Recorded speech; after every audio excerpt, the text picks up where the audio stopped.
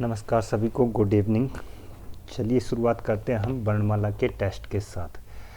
Video में थोड़ा सा हम डिले हो गए थे, यही कारण था कि जिसकी वजह से हम थोड़ा सा डिले हुए थे। ठीक है, तो चैनल को देखने से पहले लाइक और सब्सक्राइब ज़रूर कर दीजिए और वीडियो में लास्ट में ज़रूर बताइए कि हमारा एफर्ट आपको कैसा लगा है। और लास्ट में अपना जो कमेंट स्कोर होगा वो भी कमेंट में बता देना कि कितना स्कोर हुआ है, कमेंट के माध्यम से। और किसी तरह का कोई डाउट होगा तो कमेंट में बता दीजिए, लेकिन फालतू में कोई भी कमेंट नहीं करेगा। जो जेन्युइन कमेंट होगा उसी का रिप्लाई किया जाएगा। तो चलिए हम वीडियो के साथ शुरुआत करते हैं पहले क्वेश्चन के साथ। पहला क्वेश्चन है हमारा कि वर्णमाला किसे कहते हैं। तो वर्णों का जो व्यवस्थित समूह होता है उसे क्या कहा जाता है? वर्णमाला कहा जाता है। तो ऑप्शन के अकॉर्डिंग जो हमारा आंसर रहेगा वो हो जाएगा डी।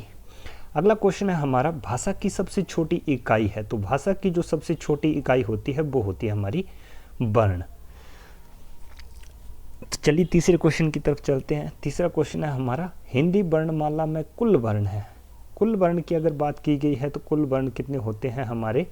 52 होते हैं। किसी भी तरह का कोई भी डाउट ना रखें, जितने भी क्वेश्चन हैं सब सिलेक्टेड उठाए हैं, इसी वजह से थोड़ा सा हम डिले हुए थे, उसके लिए हम क्षमा चाहते हैं। तो अगले क्वेश्चन की तरफ हम बढ़ते हैं।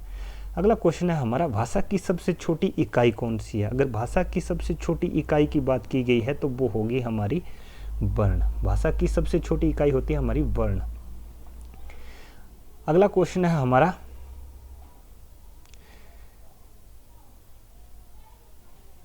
व्यंजन और स्वर के संयुक्त रूप को क्या कहते हैं? तो जो व्यंजन और स्वर का संयुक्त रूप होता है उसे कहते हैं हम अक्षर। अगला क्वेश्चन है, हिंदी भाषा में कितने स्वर हैं? स्वर की अगर बात की गई है तो स्वर होते हैं हमारे 11, और अगर मात्राओं की बात की जाएगी तो मात्राएं होती हैं हमारी कितनी? 10 मात्राएं।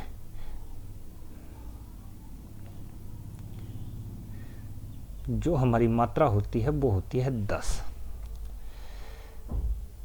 चलिए अगले क्वेश्चन की तरफ चलते हैं। ये हो गया। अगले क्वेश्चन की तरफ चलते हैं हम। अगला क्वेश्चन है हमारा, एक से अधिक वर्णों के मेल को क्या कहते हैं? तो जो एक से अधिक वर्णों का मेल होता है उसे कहा जाता है अक्षर। चलिए अगला क्वेश्चन है हमारा, जिनका उच्चारण स्वतंत्रता से होता है और जो व्यंजन के उच्चारण में सहायक होते हैं उसे क्या कहते हैं? क्वेश्चन कुछ भी नहीं है, बस हल्का सा घुमा दिया हुआ है, इतना लंबा करके लिख दिया हुआ है। सोचने का बस एक हल्का सा नज़रिया होना चाहिए। तो जो हमारे उच्चारण स्वतंत्रता से बोले जाते हैं, जिनका उच्चारण क्या होता है? स्वतंत्रता से होता है, तो उन्हें क्या कहा जाता है? स्वर कहा जाता है। लास्ट में वीडियो के अंत में अपना कमेंट में अपना स्कोर भी बताएं कि कितना रहता है। ठीक है, छोटा सा एफर्ट है, अच्छा लगे तो लाइक और सब्सक्राइब ज़रूर करें ताकि हमें उससे मोटिवेशन मिलती रहे। अगला है, हिंदी में ध्वनियाँ कितने प्रकार की होती हैं? तो ध्वनियाँ जो होती है वो होती है हमारी 2 प्रकार की। कौन कौन सी होती है? एक होती है अनुनासिक और दूसरा होता है निर्नुनासिक। तो स्वरों का जो उच्चारण होता है वो भी इसी के अकॉर्डिंग रहता है, अनुनासिक और निर्नुनासिक में। अगर किसी को अनुनासिक और निर्नुनासिक में कोई डाउट है तो वो वीडियो में जाके देख सकता है, हमने लेक्चर्स में बता के रखा हुआ है। अगले क्वेश्चन की तरफ चलते हैं हम। अगला क्वेश्चन जो है हमारा वो है हमारा, वर्णमाला में स्पर्श व्यंजनों की संख्या कितनी है? अगर स्पर्श व्यंजनों की संख्या की बात की गई है तो वो हमारी कितनी रहेगी? 25। और अगर इसी के अकॉर्डिंग एक और क्वेश्चन रहता है कि स्पर्शी व्यंजनों की कुल संख्या कितनी है, तब हमारा क्या हो जाता है? संख्या 20 हो जाती है। जो वर्ण का पंचमाक्षर होता है, जिसको हम पंचमाक्षर भी कहते हैं, जिनका उच्चारण किससे था? नाक और मुंह दोनों से किया जाता था। जैसे ही स्पर्शी अगर पूछ लिया जाता है तो वो हमारे अनुनासिक वाले जो वर्ण होते हैं वो कट हो जाते हैं, तो फिर हम स्पर्शी में कितने रखते हैं? 20 रखते हैं। तो स्पर्श और स्पर्शी में अंतर पता होना चाहिए। अगर स्पर्शी पूछा गया तो 20, स्पर्श व्यंजन पूछा जाता है तो 25। और वर्गीय व्यंजनों की कुल संख्या की अगर बात की जाएगी तो वो भी कितने होते हैं? 25 होते हैं। चलिए अगले क्वेश्चन की तरफ चलते हैं हम।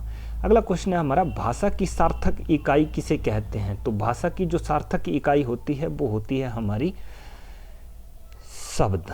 सार्थक मतलब जिसका कि कोई अर्थ हो, उसे क्या कहा जाता है? शब्द कहा जाता है। भाषा की सार्थक इकाई जो होती है हमारी वो होती है शब्द। अगला है हमारा क्वेश्चन, लिपि चिन्हों के क्रमबद्ध समूह को क्या कहा जाता है? तो अगले क्वेश्चन की तरफ हम चलते हैं। लिपि चिन्हों का जो क्रमबद्ध समूह है उसे क्या कहा जाता है?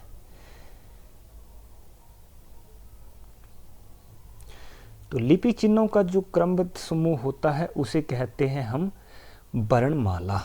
तो ऑप्शन हमारा हो जाएगा बी। लिपि चिन्हों का जो क्रमबद्ध समूह होता है उसे कहते हैं हम वर्णमाला। अगले क्वेश्चन की तरफ चलते हैं हम। अगला क्वेश्चन है, निम्न में से दीर्घ स्वर है। दीर्घ स्वर वे होते थे जिन्हें बोलने के लिए क्या होता था? 2 गुना ज़्यादा समय लगता था। तो इसमें हो जाएगा हमारा बड़ा ई। अगला क्वेश्चन है, हिंदी भाषा में ह्रस्व स्वरों की संख्या कितनी है? स्वर हमने देखे थे, उसके भेद भी देखे थे। भेद थे हमारे कितने? 2। एक था कौन सा? ह्रस्व, और दूसरा था हमारा दीर्घ। दीर्घ स्वर का जो अन्य नाम था वो संधि स्वर भी था। तो क्वेश्चन हमारा अगला रहता है, हिंदी भाषा में ह्रस्व स्वरों की संख्या कितनी है? ह्रस्व होते हैं जो खुद से बोले जाते हैं, ठीक है। तो इनकी संख्या थी 4। बोले कौन कौन से जाते थे? जिनको बोलने के लिए क्या था? कम समय लगता था। अ, ई, उ और री। चलिए अगले क्वेश्चन की तरफ चलते हैं हम। क्वेश्चन नंबर हमारा 15 है। 15 में बोलता है मध्य स्वर है। तो हमने देखा था जीवा के आधार पे जो स्वरों का वर्गीकरण था वो किया जाता था 3 प्रकार से। 3 प्रकार से हमारे कौन से थे? ये था आगे वाला, ये पश्च और ये मध्य। मध्य से सिर्फ एक ही बोला जाता है हमारा, वो है अ। और आगे वाले भाग को हमने पढ़ा था अग्रीय। इसमें आता था आपका छोटा ई, बड़ा ई। तो छोटा ई और बड़ा ई ये बोले जाते थे अग्र से।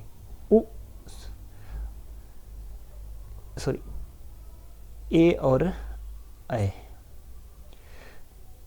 तो अब ऑप्शन के अकॉर्डिंग आप देख सकते हैं इसमें कौन सा रहता है हमारा। मध्य स्वर है, तो मध्य स्वर हमारा कौन सा हो जाएगा? ओ। अगले क्वेश्चन की तरफ चलते हम। स्वयं के उच्चारण में लगने वाले समय को क्या कहते हैं? एक्चुअली क्वेश्चन थोड़ा सा मेरे ख्याल से मिसप्रिंट हो गया है, यहाँ पे आप ठीक कर लीजिए इसको। यहाँ पे स्वयं नहीं होगा, यहाँ पे स्वयं नहीं होगा, स्वरों कर लेना, ठीक है। स्वरों के उच्चारण में लगने वाले समय को क्या कहते हैं? तो स्वरों का जो उच्चारण में लगने वाला समय होता है उसे कहा जाता है मात्रा। एसआई के एग्जाम में पूछा हुआ क्वेश्चन है ये कि स्वरों के उच्चारण में लगने वाला समय हमारा क्या कहलाता है? मात्रा कहलाता है। चलिए अगले क्वेश्चन की तरफ चलते हैं। अगला क्वेश्चन है हमारा, ओ औ किस प्रकार के वर्ण हैं? इसमें इनका उच्चारण स्थान पूछा गया है, ठीक है। जो ओ और औ होते हैं हमारे, वो होते हैं कंठोष्ठ, मतलब कंठे से बोले जाने वाले वर्ण। तो ऑप्शन कौन सा सही हो जाएगा हमारा? डी। अगला है स्वर भेद। स्वर किसका भेद है? तो स्वर जो होते हैं वो हमारे किसके भेद थे? वर्णों के भेद थे, ठीक है। अगला क्वेश्चन है हमारा, मात्रा के आधार पर स्वर कितने प्रकार के होते हैं? तो जो मात्रा के आधार पर स्वरों का वर्गीकरण है वो होता है 3 प्रकार से। एक होता है हमारा ह्रस्व, दीर्घ और प्लुत। वीडियो को आप रोक के आराम से टेस्ट लगा सकते हैं, ठीक है। और लास्ट में अपना कमेंट में स्कोर जरूर मेंशन करें कि कितना स्कोर रहा है। अगला क्वेश्चन है, जिनकी ध्वनि केवल मुंह से निकलती है वे हैं। तो वे क्या कहलाते हैं हमारे? अनुनासिक में हमने देखा था कि जिनका उच्चारण क्या था हमारा? नाक और मुंह दोनों से रहता था, उन्हें क्या कहा जाता था? अनुनासिक। नाक और मुंह से बोले जाने वाले क्या थे हमारे? अनुनासिक। जब वायु क्या होता था? मुंह से बोलने के बाद नाक के बेवेर से निकलती थी, तो उन्हें क्या कहा जाता था? अनुनासिक। और इनका प्रयोग होता था हमारा किसमें? संस्कृत भाषा में। अनुनासिक का जो प्रयोग था हमारा वो रहता था संस्कृत भाषा में। क्वेश्चन हमारा ये था कि जिनकी ध्वनि केवल मुंह से निकलती है वे क्या कहलाते हैं, तो वो क्या कहलाए जाएंगे, निर्नुनासिक। इस निर्नुनासिक में होता क्या था कि जोर जो होता था हमारा वो कम रहता था और इसमें मात्रा अनुस्वार का प्रयोग नहीं होता था। ठीक है, अगले क्वेश्चन की तरफ चलते हैं हम। अगला क्वेश्चन है हमारा ट का उच्चारण स्थान क्या है। तो जो हमारा ट का उच्चारण स्थान होता है वो होता है हमारा ट का उच्चारण स्थान होता है हमारा मूर्धा, मतलब मूर्धन्य। मूर्धा को कई बार मूर्धन्य भी बोल देते हैं। अगला है अर्ध स्वर है। तो जो हमारा अर्ध स्वर होते हैं ऑप्शन के अकॉर्डिंग देख लो कौन से रहते हैं। यह भी हमारा अर्ध स्वर था, वो भी हमारा अर्ध स्वर था। अब इस ऑप्शन के अकॉर्डिंग हमारे दोनों क्या है, इसमें ए और बी, यहाँ पे बी भी होना था, मिस हो गया थोड़ा सा, कोई बात नहीं, एडजस्ट कर लीजिए आप। तो अ और वो जो है हमारे वो क्या है, अर्ध स्वर है। चलिए अगले क्वेश्चन की तरफ चलते हैं। अगला क्वेश्चन है हमारा संयुक्त व्यंजन ज्ञ बनता है। तो जो हमारा ज्ञ है वो बनता है किस चीज से,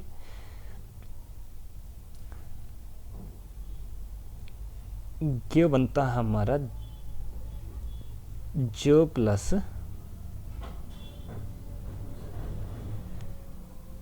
य। तो चलिए देखते हैं अगला ऑप्शन कौन सा इसमें संयुक्त व्यंजन का।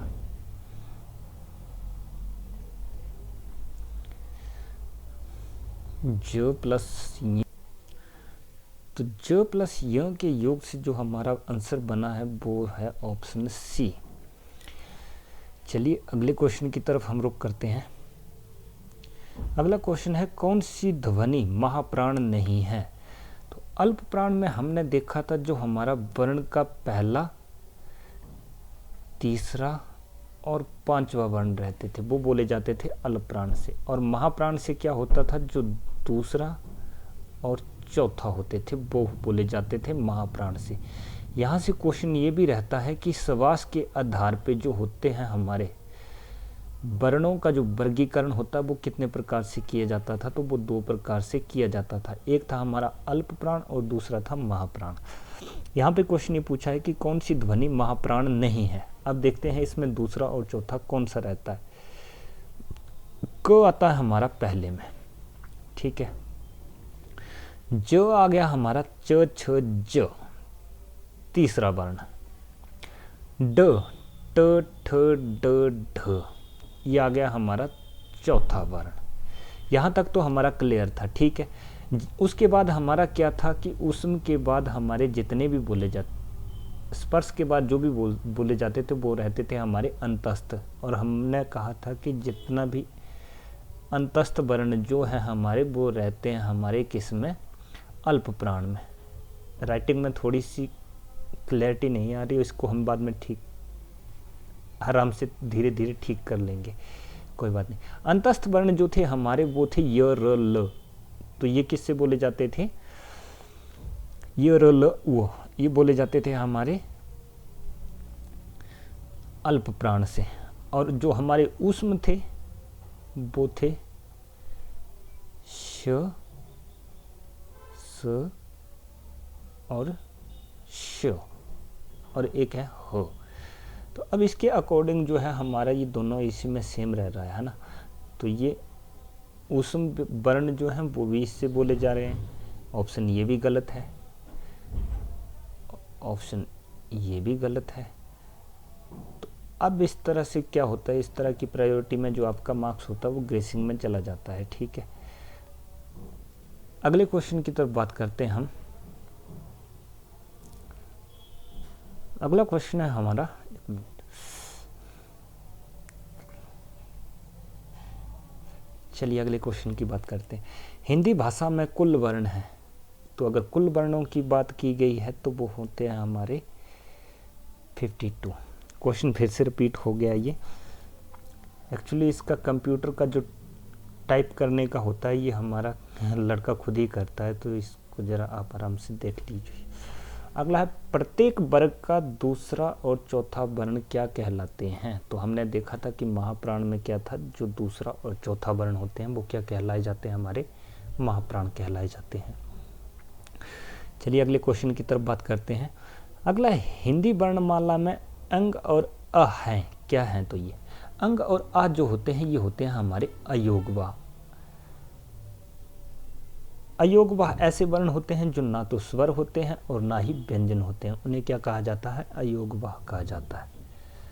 अगला क्वेश्चन है हमारा काकल्य कौन सा है। तो यहाँ पे एक और चीज ऐड कर लीजिए कि काकल्य वर्ण कौन सा है। तो काकल्य वर्ण जो होता है हमारा वो रहता है हमारा ह।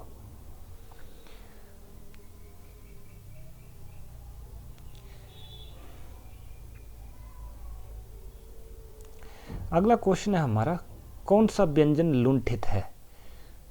क्लास में हमने देखा था य, व, र और ल, ये दोनों तो आगे थे हमारे किसमें, अर्ध स्वर में। ल थी हमारी एक पार्श्विक ध्वनि, कौन सी ध्वनि, पार्श्विक।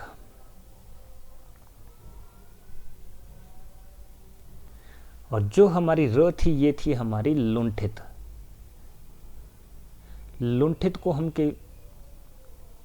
कई बार ये प्रकंपी भी दिख जाता ऑप्शन में, ठीक है। तो यहाँ पे पूछा गया है कि लुंठित ध्वनि कौन सी है, तो वो हमारी हो जाएगी र। अगला है ड और ढ हैं, जिनके नीचे क्या है, बिंदी लगी हुई है। जहाँ पे हमारी ये बिंदी लगी हुई है उसे क्या कहा जाता है, देखो श्रीमान कौटिल्य की तरह देखा था हमने भी, इनको एक बोलते थे विकसित व्यंजन, एक बोलते हैं इनको द्विगुण व्यंजन,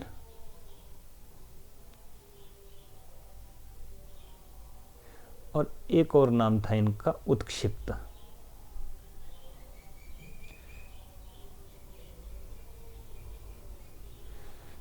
तो जो हमारे ड और ढ हैं वो किस तरह के व्यंजन रहेंगे, विकसित व्यंजन।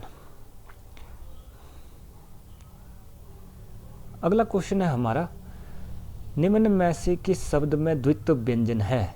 द्वित्व व्यंजन होता था जहां पे दो वर्ण एक जैसे हों, तो उन्हें क्या कहा जाता था, द्वित्व व्यंजन। अब देखिए तो दो वर्ण एक साथ किस में है, बच्चा।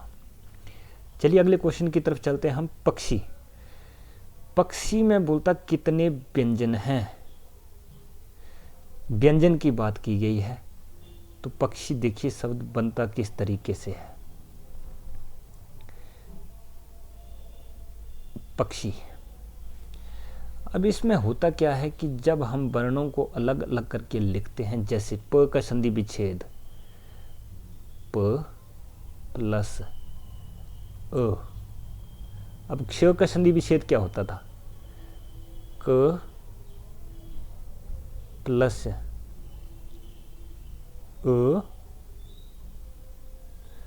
प्लस श प्लस अ प्लस, इसमें बड़े ई की मात्रा है तो हमारा आगे कौन सा आ गया, बड़ा ई। अब देखिए हमने प इसमें हलंत करके रखा है, क्योंकि व्यंजन जब भी अकेला लिखा जाता है तो वो क्या रहता है, हलंत रहता है, ठीक है।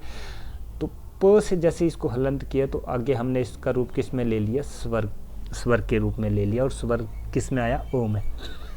तो ये बन गया हमारा प। आगे है क्ष का संधि विच्छेद क प्लस श। अब यहाँ से क्वेश्चन ये पूछा गया था कि पक्षी में व्यंजन वर्ण कितने हैं। तो व्यंजन वर्ण देखते हैं अब हमारा है कौन कौन सा, ठीक है। ये देखिए व्यंजन वर्ण में आपका एक ये आ गया, दूसरा ये आ गया, और तीसरा आ गया ये। तो पक्षी में कुल कितने व्यंजन हैं, तो वो हैं 3। और अगर इसके स्वरों की बात की जाएगी तो इसमें स्वर हैं हमारे 1, 2, 3 और 4। क्वेश्चन किसी भी तरह का हो सकता है, पक्षी में व्यंजन कितने हैं या फिर स्वर कितने हैं। इस तरह से जो इसका क्रम लिखा जाता है, इसको अलग अलग करके जो लिखा जाता है उसको बोला जाता है वर्ण संयोजन। इस चीज़ का भी ध्यान रखिए, वर्ण संयोजन बोलते हैं इसको। चलिए अगले क्वेश्चन की तरफ हम बात करते हैं। अगला हिंदी वर्णमाला में स्वरों की संख्या कितनी है। ये क्वेश्चन फिर से रिपीट हो गया मेरे ख्याल से। तो स्वरों की कुल संख्या होती है हमारी 11। अगला, हिंदी में स्वरों का उच्चारण होता है, तो जो स्वरों का उच्चारण होता है वो कितने प्रकार से होता है हमारा, चलिए ऑप्शन के अकॉर्डिंग देख लेते हैं।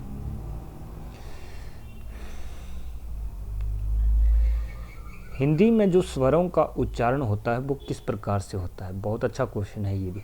देखिए, स्वरों का उच्चारण जो होता है वो होता है अनुनासिक और निर्नुनासिक दोनों रूप में, तो ऑप्शन हमारा सी सही हो जाएगा। ठीक है, अगला क्वेश्चन है अंतस्थ और, इसमें उसमें नहीं होना था, इधर भी मिसप्रिंट हो गए।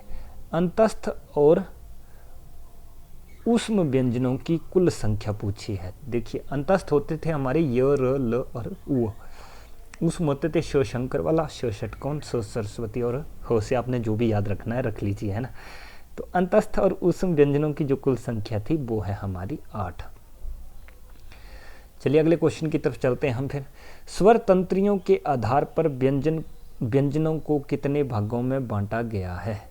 स्वर तंत्रियों के आधार पर जो हमारे व्यंजन होते हैं उन बांटा गया है। स्वर तंत्रियों के आधार पर जो व्यंजनों को बांटा गया है वो बांटा जाता है 2 भागों में। देखिए, एक तो हमारा था श्वास के आधार पे। श्वास के आधार पे कौन सा था हमारा, अल्प प्राण और महाप्राण। अब पूछा है कि स्वर तंत्रियों के आधार पे, स्वर तंत्रियों का जो आधार होता है उसमें जो हमारा रहता है वो 2 तरह से होता है। एक होता है हमारा घोष, जिसको क्या बोल देते थे हम, सघोष भी बोल देते थे, और एक रहता है हमारा अघोष। तो जो स्वर तंत्रियों के आधार पे जो हमारा व्यंजनों का वर्गीकरण है वो 2 प्रकार से किया जाता है। ऑप्शन ए सही हो जाएगा। चलिए अगले क्वेश्चन की तरफ चलते हैं। अगला क्वेश्चन है हमारा, गंगा में कौन सा पंचमाक्षर छिपा हुआ है। देखिए, गंगा में जो पंचमाक्षर छिपा हुआ है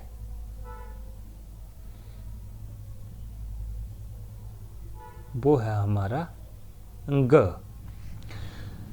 अनुस्वार और चंद्र बिंदु वाले क्वेश्चन में हमने देखा था कि इस वर्ण का लॉजिक है क्या और ये लिखा क्यों जाता है इस तरीके से। वहाँ पे आप वीडियो पे जाके देख सकते हैं कि किस तरीके से वो प्रयोग में होता है। ठीक है, तो जो हमारा गंगा में पंचमाक्षर है वो होता है ग। अगला है, संयुक्त स्वरों की कुल संख्या कितनी है। तो संयुक्त स्वर जो हमारे हैं, दीर्घ स्वर को हमने बांटा था 2 भागों में। दीर्घ स्वर का अन्य नाम जो था वो था संधि स्वर। क्वेश्चन में बात हुई है कि संयुक्त स्वरों की कुल संख्या कितनी है, तो इसमें रहता ए, आए, ओ और आउ, ये थे हमारे संयुक्त स्वर। तो इनकी संख्या हो गई हमारी 4।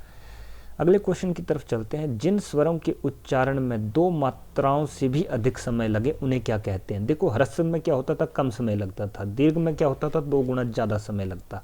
अब क्वेश्चन ये पूछा है कि 2 मात्राओं से भी अधिक, तो आंसर हो जाएगा हमारा प्लुत स्वर। अगले क्वेश्चन की तरफ चलते हैं हम। अगला क्वेश्चन है हमारा, अनुनासिक स्वर की कुल संख्या कितनी है। अब बहुत अच्छा क्वेश्चन पूछा है, अनुनासिक स्वर। तो अनुनासिक वर्ण बे,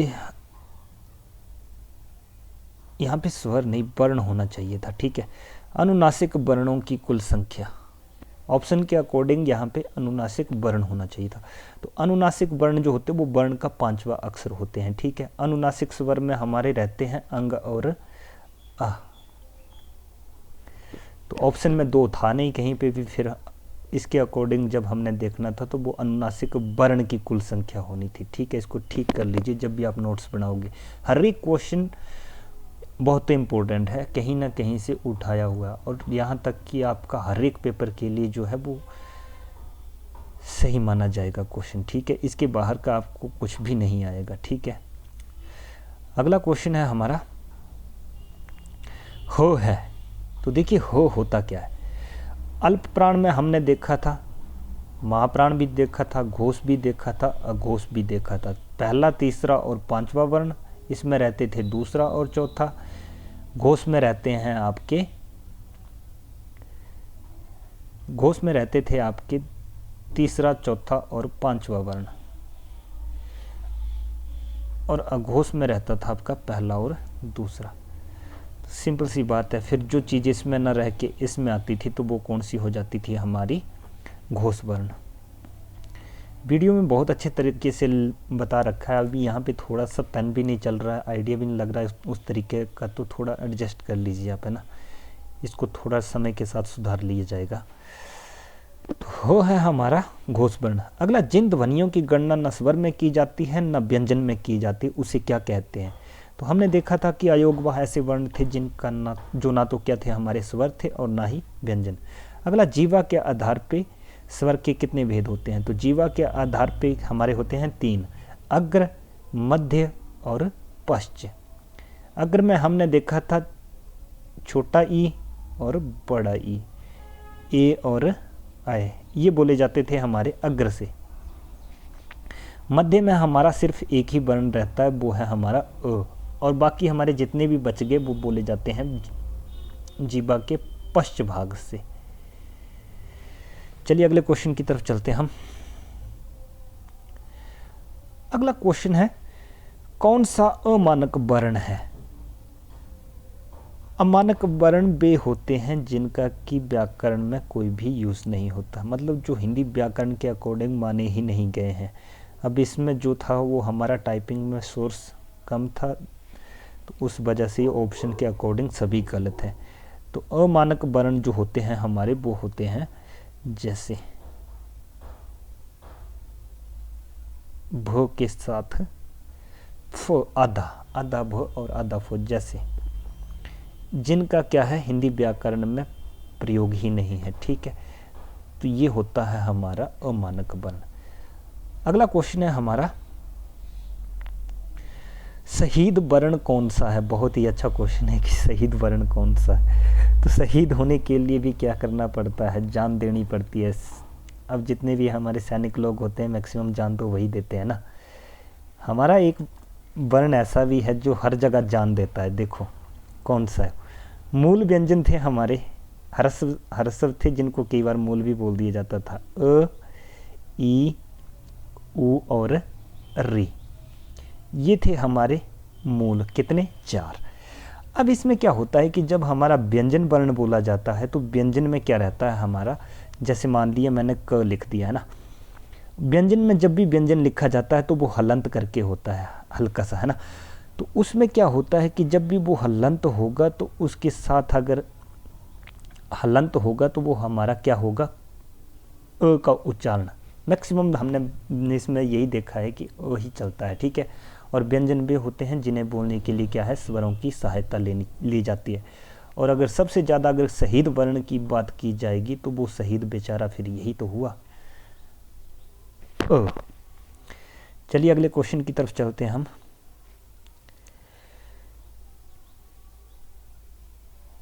अगला क्वेश्चन है हमारा, ये क्वेश्चन आपके लिए रहा, आपने इसमें कमेंट में बताना है मुझे कि कौन सा है ये, ठीक है।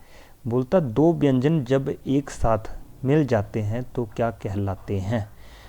इसका आंसर आप मुझे कमेंट में बताओगे।